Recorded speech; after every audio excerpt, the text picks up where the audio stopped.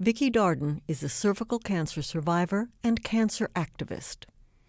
There are countless stories of women who didn't go to the doctor and ended up in a bad situation and they had cervical cancer. In my case, I think the saving grace was that I was having my exams when I needed to.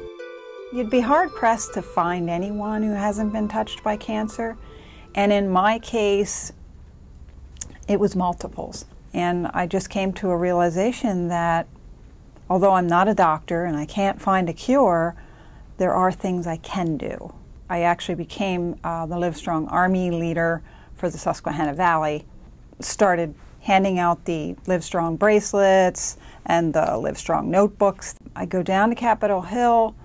I've been there with the Lance Armstrong Foundation. I've been there with Tamika and friends. I go there to make my voice known, to just say, hey, you know, let's make sure there's money there for research. Let's make sure we're doing everything we can to find a cure.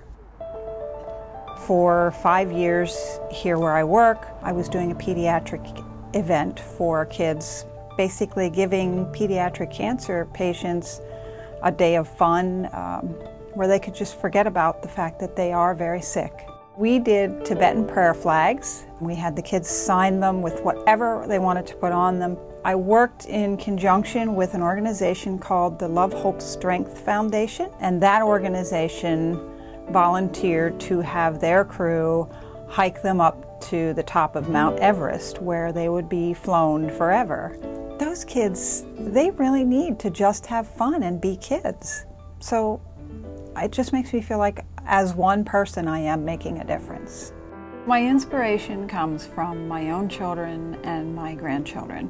What I would like to see is for them to be able to be reading about cancer in a history book versus experiencing it firsthand. We are all in this together.